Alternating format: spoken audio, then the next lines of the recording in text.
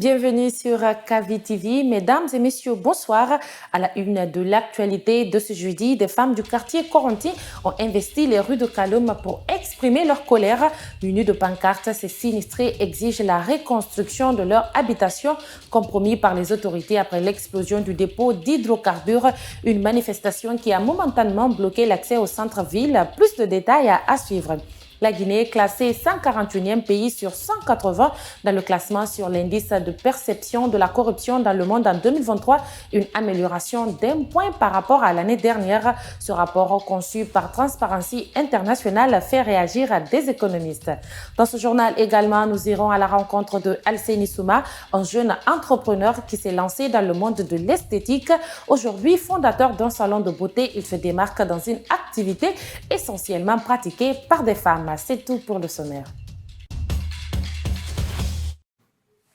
Encore bonsoir. Manifestation à Kaloum, des femmes de Coronti ont exprimé leur colère ce jeudi face à ce qu'elles appellent l'inaction des autorités depuis l'explosion du dépôt d'hydrocarbures où de nombreuses maisons ont été démolies. Elles réclament la reconstruction de leur habitation et le départ de la gouverneure de la ville de Conakry qu'elles accusent d'être à la base des difficultés auxquelles elles sont confrontées depuis ce drame. Mariama Boyebari.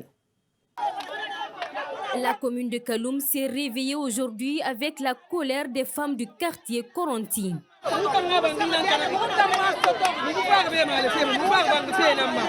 Des barricades un peu partout bloquant toute circulation, c'est l'image qu'affiche ce jeudi le centre-ville de Conakry, habituellement très calme. Avec des pancartes à main, ces femmes dénoncent la mauvaise répartition des dons alloués aux sinistrés et réclament la reconstruction des maisons impactées par l'explosion du dépôt d'hydrocarbures. Nous sommes dans la rue pour nos maisons. Depuis l'explosion du dépôt, nous dormons à la Belle Étoile. Là où ils ont besoin, ils sont allés réparer. Et nous, les sinistrés, rien n'a été fait pour nous. Nous sommes en colère contre le président Mamadi Doumbouya. Il doit penser à nous autres.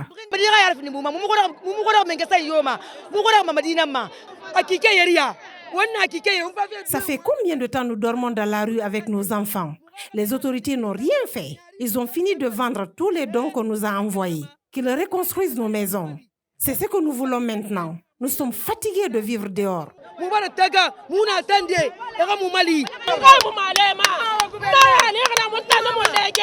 Dans le viseur de ces femmes en colère, la gouverneure de la ville de Conakry, qu'elles accusent d'être la cause principale de leur révolte.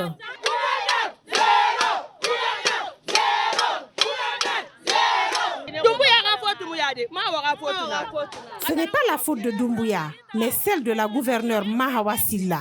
Nous sommes partis la voir pour régler le problème, mais elle nous a insultés.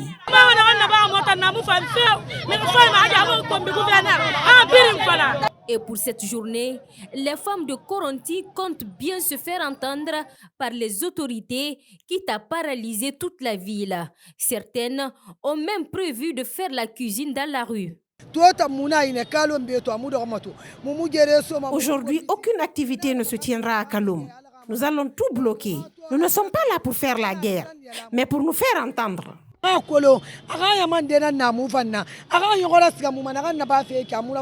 Au moment où nous quittions les lieux, les forces de l'ordre avaient dispersé les manifestantes à coups de gaz lacrymogène.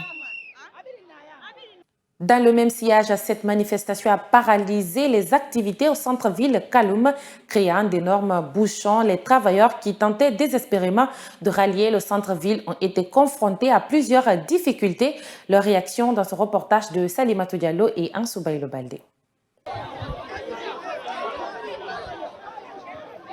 Suite à la manifestation spontanée ce jeudi des sinistrés du dépôt d'hydrocarbures de Kaloum, les activités étaient paralysées ce matin dans le centre-ville administratif et des affaires de la capitale. Rencontrés, des citoyens qui tentent de rallier le centre-ville disent être affectés par la situation. Conséquence, des bouchons interminables. Vraiment, ça nous pénalise. Et ça fait maintenant presque 1 heure que je suis dans l'embouteillage là. Madina ici, ça fait plus d'1 heure que je suis dans l'embouteillage. Il n'y a pas accès pour aller au boulot. Arriver ici, c'est bloqué, tout est bloqué. On ne peut pas accéder à notre lieu de travail. Bon, depuis 9 heures, je suis là. Ça m'impacte vraiment quand même. Parce que ça ne permet pas de travailler aujourd'hui. Bon, vu la situation, on préfère rester un peu, attendre de voir ce qui va se passer. S'ils ne pourront pas libérer, on va se retourner à la maison. Dans la même situation, Boubacar Diallo fustige cette attitude et pointe surtout du doigt les autorités comme uniques responsables. Il est convaincu que cela reflète une mauvaise image du pays. On ne peut pas gouverner une Guinée, un pays comme ça. Là. On ne peut pas. Il faut associer tout le monde. Pour eux et nous sommes tous Guinéens. Regardez la situation là. Combien de milliards va perdre aujourd'hui? Combien de milliards? Ça, ce n'est pas bon pour l'État. Et l'image de l'État aussi, je ne sais pas comment m'exprimer, tellement que je suis en colère contre ces gens-là. Ce sont eux qui ont créé ça. Ces femmes ont décidé de barricader la route afin, disent-elles, d'attirer l'attention des autorités au plus haut niveau sur leurs conditions de vie difficiles depuis cet incendie.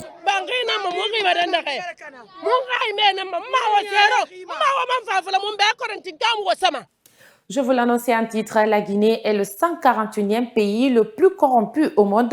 Ce classement est de Transparency International sur l'indice de perception de la corruption en 2023, publié le 30 janvier avec un score de 25 sur 100. En 2022, la Guinée a amélioré d'un point son classement cette année. Le pays du général Mamadi Doumbouya reste cependant les 20 pays les plus corrompus en Afrique subsaharienne et les 40 pays les plus corrompus du monde. Comment ce classement est perçu par des économistes? Notre rédaction a rencontré un de leurs, Amara Bangoura.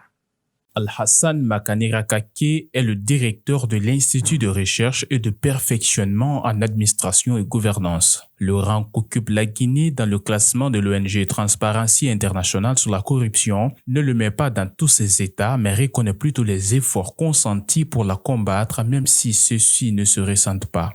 Parce que nous continuons à payer là où nous ne devons pas payer des services publics administratifs gratuits, on continue à les rémunérer. Donc ça n'a pas changé.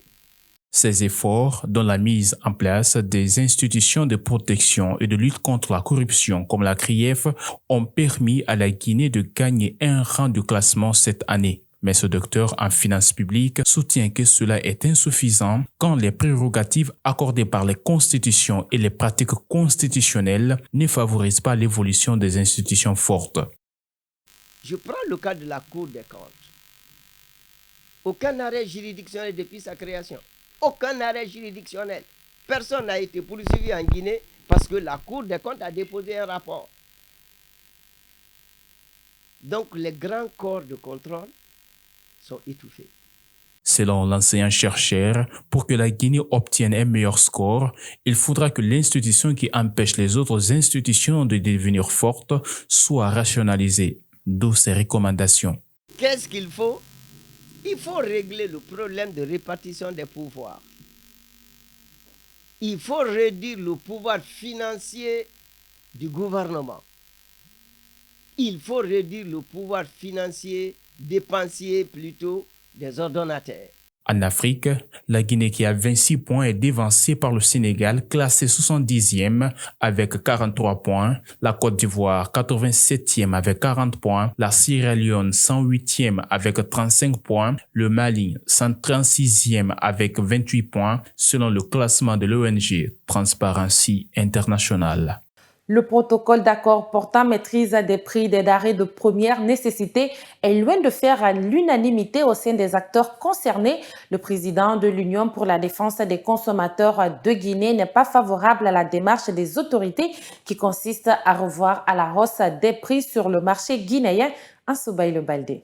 Le président de l'Union pour la défense des consommateurs de Guinée déclare son opposition à toute augmentation des prix des denrées alimentaires sur le marché guinéen. Mbani Sidibé était bien invité à la rencontre qui a connu la signature du protocole d'accord entre le ministère du Commerce, la douane et la Chambre de commerce. Mais pour cause d'irrégularité, dit-il, il a préféré bouder la cérémonie. Lors de la réunion, nous avons compris que le ministère du Commerce veut piéger les consommateurs.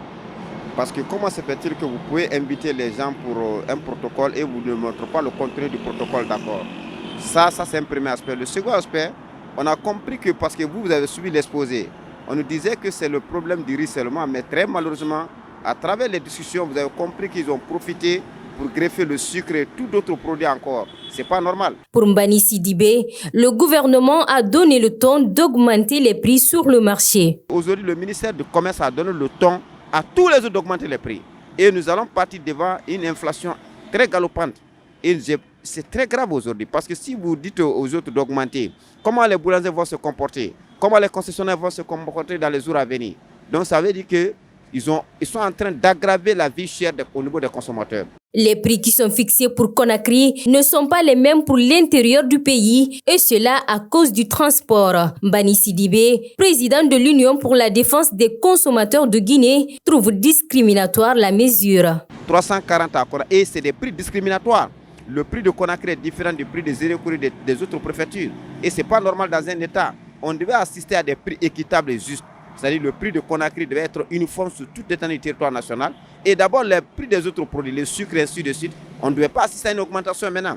Déjà, les consommateurs ont exprimé leur cri de cœur suite à l'augmentation de prix de plusieurs denrées alimentaires par le ministère du Commerce, la douane et la Chambre de commerce de Guinée. Parlons entrepreneuriat. Dans ce journal, Alseni Souma est un jeune Guinéen qui s'est lancé dans le mode de l'esthétique depuis plus de 10 ans, évoluant dans un métier attribué qu'aux dames. Ce jeune attire la clientèle de par son parcours et son talent. Rencontré par notre rédaction, il nous explique son parcours professionnel dans ce reportage d'Aïcha Kamara et de Salimatou Diallo. Alseni Souma est propriétaire de ce salon de coiffure. Ce trentenaire s'est lancé dans cette activité qui est généralement pratiquée par des femmes. Depuis plus de 10 ans maintenant, il fait des maquillages, la confection des perruques et autres. Pour lui, il n'y a pas de métier uniquement réservé aux femmes. Passionné du maquillage, Alseni a abandonné les études au profit de ce métier. Ouvrir un salon est la matérialisation de son rêve. J'ai aimé ce métier depuis l'enfance. Quand je partais à l'école, au lieu de me concentrer sur les cours, je prenais des feuilles pour tracer les sourcils. Finalement, j'ai abandonné les études pour me lancer dans ce métier. Cela n'a pas été facile. Pour certaines personnes, ce métier est réservé uniquement qu'aux femmes. Mais avec le courage, je suis arrivé à ce résultat. Je me sentais gêné, mais comme moi je suis en arrêt déjà, par la qualité de son travail, sa rapidité et son accueil, sa clientèle lui reste fidèle. Alseni invite les jeunes à se lancer dans l'entrepreneuriat, quelle que soit l'activité. Pour éviter la migration irrégulière, la quasi-totalité des jeunes guinéens se lancent de nos jours dans l'entrepreneuriat malgré les difficultés rencontrées. Je suis là aujourd'hui, c'est parce que Alseni Kamara, c'est un bon maquilleur. Ils savent bien maintenir les clientes. Non, ici quand même, quand tu es là. Alseni invite les jeunes à se lancer dans l'entrepreneuriat, quelle que soit l'activité. Ma particularité dans ce métier, c'est l'accueil associé à un bon service. Aujourd'hui, en tant que jeune entrepreneur, j'encourage mes collègues à faire comme moi. Le début n'a pas été facile, mais avec le temps et le courage, ça va beaucoup mieux. Pour éviter la migration irrégulière, la quasi-totalité des jeunes guinéens se lancent de nos jours dans l'entrepreneuriat malgré les difficultés rencontrées. Le délestage du courant affecte de nombreuses activités à Conakry. Depuis plusieurs jours, des pharmacies tournent au ralenti, confrontées à des difficultés dont, entre autres, la conservation des médicaments. Les pharmaciens demandent l'aide des autorités afin d'éviter le pire. Fatoumata Khan et Ansoubaï Le Baldé. Des produits pharmaceutiques difficiles à conserver sans électricité, une forte chaleur et un manque de clients, voilà les problèmes auxquels font face les pharmaciens en ce moment. Ces faits sont dus au délestage du courant électrique. Cette situation impacte les activités des pharmaciens et fait chuter considérablement leur chiffre d'affaires. Bon, nous aussi, on est conscients, il y a des produits, si on voit que ça nécessite le froid, s'il n'y a pas le froid, on ne peut pas vendre. On ne peut pas vendre. On plaide vraiment au gouvernement de trouver une solution pour ça, parce que comme ça c'est pas bon. C'est pas bon. Surtout pour les médicaments, c'est pas bon. Ça nous cause beaucoup de pertes. Mariama Kamara travaille dans cette pharmacie depuis quelques années maintenant. Aujourd'hui, Son quotidien se résume à patienter, faute de clients. Actuellement, c'est très difficile pour nous. Et quand vous venez là, alors qu'il n'y a pas de clients, vous allez vous ennuyer. S'il n'y a pas de vente et qu'il n'y a pas de courant, c'est pas bon. Il y a d'autres clients, quand ils viennent là, quand tu dis il n'y a pas de courant, quand ils vont s'arrêter seulement pour dire, alors que c'est une pharmacie, pour diminuer les médicaments parce qu'il n'y a pas de courant. Comment on peut ça? Alors qu'il y a déjà les choses sur des médicaments, on ne peut rien contre ça. Il y a d'autres clients, quand ils rentrent seulement, ils trouvent qu'il n'y a pas de courant, ils se retournent. Inquiets, ces pharmaciens demandent l'aide des autorités en vue de mettre fin à ce problème qui risque d'endiguer le chômage. CAN 2023, le Sili national livre un match décisif vendredi soir contre la RDC au compte des quarts de finale de la Coupe d'Afrique Côte d'Ivoire 2023. Une victoire qui permettra à la Guinée de se qualifier en demi-finale, ce qui sera une première pour le Sili. À 24 heures de la rencontre, les supporters guinéens sont optimistes. Reportage à Mamadou Tanouba. Le Sili national de Guinée peut rentrer dans l'histoire du football africain s'il décroche son ticket de qualification pour les demi-finales en battant les Léopards de la RDC vendredi. Les poulains du sélectionneur Kaba Diawara, seul survivant jusque-là du groupe de la mort, suscitent l'espoir chez les supporters guinéens comme Aboubakar Sissé. Nous, les supporters guinéens, sommes contents de la prestation de l'équipe. Les joueurs ont montré leur engagement dans la compétition. Ils n'ont fait qu'une seule défaite contre le Sénégal. Et cela n'est pas grave. Pour le match contre la RDC, nous restons très confiants. Abdrahman Bangoura, entraîneur du Coq de Bokeh, pense que le match contre la RDC sera serré. C'est aussi un match de revanche pour la Guinée et aussi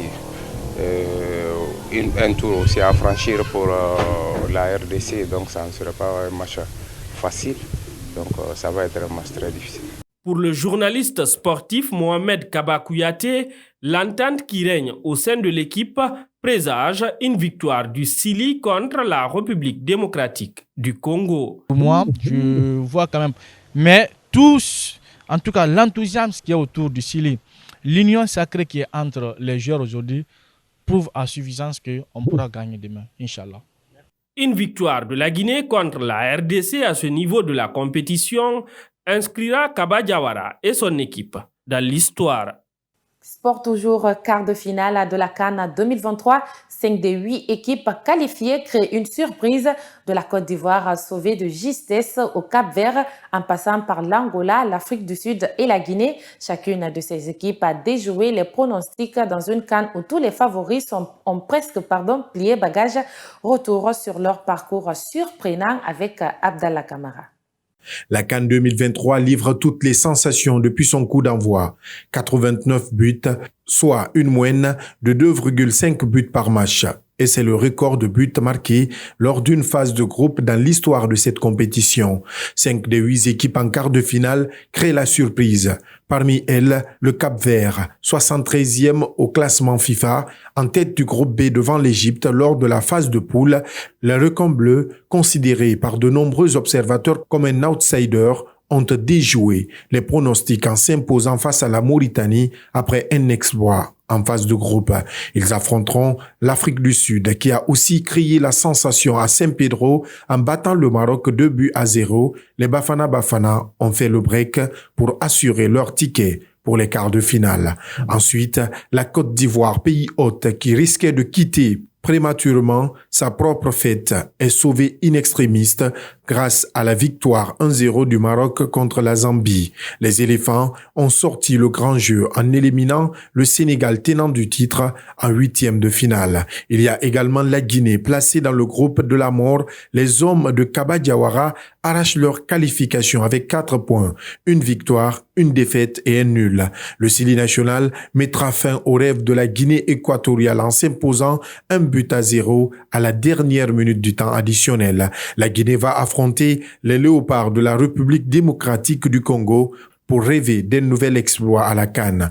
Absent de l'édition 2021 au Cameroun, les Palancas Negras étaient logés dans le groupe D avec l'Algérie, le Burkina Faso et la Mauritanie. Ils se qualifient avec 2 victoires et 1 nul. Autre sensation de cette CAN, d'ailleurs premier qualifié pour les quarts de finale. Les hommes de Pedro González se sont imposés 3-0 contre la Namibie. Ils remportent ainsi le premier match à élimination directe de leur histoire. Les Palancas Negras affronteront les Super Eagles du Nigeria. À 24 heures de cette rencontre qui opposera la Guinée à la République démocratique du Congo, le sélectionneur Kaba Diawara a tenu une conférence de presse. Il rassure que le Sili est prêt à affronter cette équipe malgré l'indisponibilité de Moriba Kourma. Hassan Diallo depuis la Côte d'Ivoire. Il y a de la place, on fait partie du top 8 maintenant, donc c'est vrai, c'est gratifiant, mais quand on est là maintenant, on a envie d'aller plus loin, c'est sûr. Et mes gars sont... Voilà, c'est des compétiteurs. Ils savent très bien ce qui nous attend demain. On joue la RDC et il faut gagner pour aller voir ce qui se passe un petit peu au-dessus et pourquoi pas encore au-dessus. Donc, on va pas jouer les fanfarons. On n'est pas là pour ça. On n'est pas comme ça. On reste humble. On reste à notre place, mais on sera prêt demain, croyez-moi. Déjà, comme on le dit à chaque fois, mais là, ça va devenir encore plus vrai parce que les matchs deviennent encore plus intenses.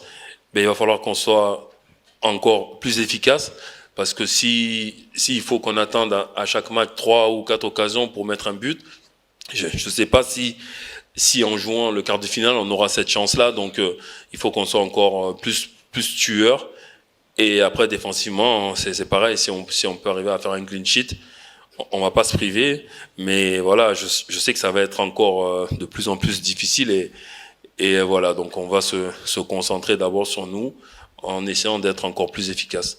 On sait que c'est des finales maintenant, alors vraiment, nous, peu importe qui vient devant nous, on sait qu'au bout de 90 voire 120 minutes, on aura à gagner, parce que si on perd, on rentre à la maison. Ça, donc c'est clair dans la tête des joueurs, et c'est clair dans notre esprit aussi. Donc on se prépare en conséquence, et même s'il faut aller au pénalty, on ira au pénalty. Donc vraiment, on est prêt à tout pour aller encore plus loin. Et voilà, c'est la fin de cette édition d'information réalisée par la rédaction du groupe Kavi Média. Merci de l'attention et bonsoir chez vous.